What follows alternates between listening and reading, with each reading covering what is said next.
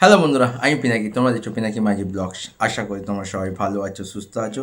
এখন এই ভিডিওতে কথা বলবো পরশুদিন মানে দুদিন আগে তামিল ইন্ডাস্ট্রিতে একটা বিস্ফোট হয়েছে, মানে ধামাকা হয়েছে।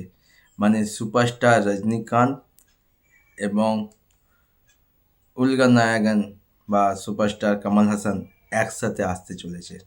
মানে ৪৭ বছর পর কামাল হাসান এবং রজনীকান্ত একসাথে বড় পর্দায় আসছে।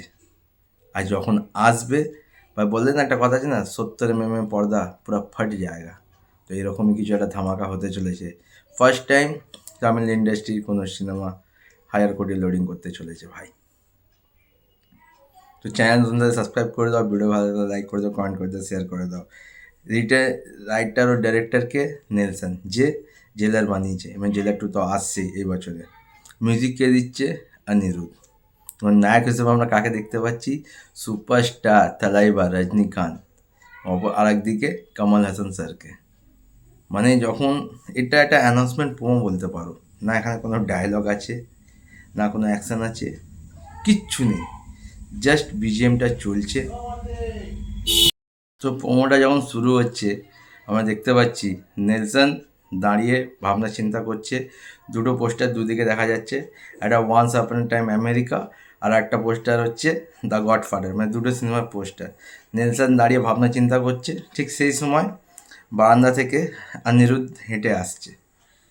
অনিরুদ্ধ কিছু একটা বললো নেলসনকে, তারপর দুজনে চলে যায়। তারপর দুটো ফ্রেমে আমরা দেখতে পাচ্ছি নেলসনকে জিজ্ঞাসা করছে এই ঘড়িটা কার, বলছে এই ঘড়িটা রজনী স্যার চুজ করেছে।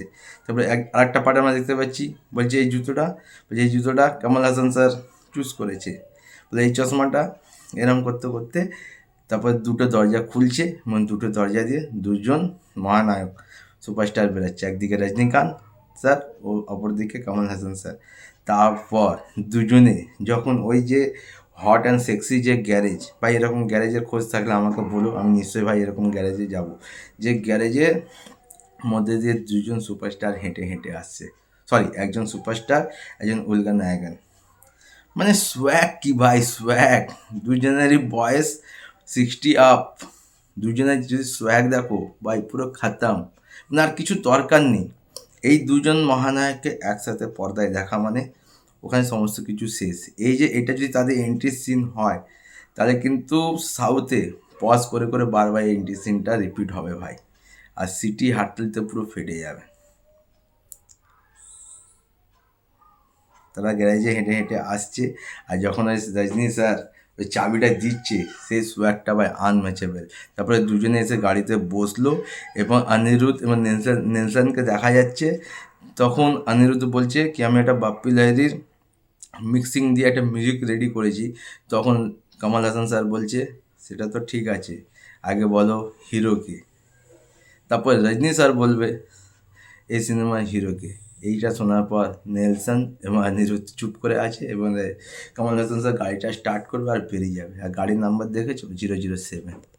মানে পুরো ধামাকা ইয়ার, পুরো ধামাকা। মানে ৪৭ বছর পর এই দুজন মহানায়ককে আবার আমরা একসাথে দেখতে পাচ্ছি। মানে আর কি চাই ভাই। মানে নেলসন কি বানাবে জানি না, সিনেমার নাম কি হবে জানি না, সিনেমার প্লট কি হবে কিচ্ছু জানি না। জাস্ট এই দুজন মহানায়ককে একসাথে দেখেছি, এতেই পুরো ব্লাস্ট হয়ে গেছে, পুরো ধামাকা হয়ে গেছে ভাই। সিনেমাটা কবে আসবে তাও জানি না, কিন্তু যেদিনই আসবে ভাই তামিল ইন্ডাস্ট্রি প্রথম হায়ার কোটি সিনেমা লোডিং হতে চলেছে। তোমাদের কেমন লেগেছে আমার কমেন্ট করে জানাতে পারো ভাই। হ্যাটস অফ ভাই, হ্যাটস অফ। অত ভিডিওটুকু দেখা, নতুন ভিডিও নিতে থাকুন। টাটা।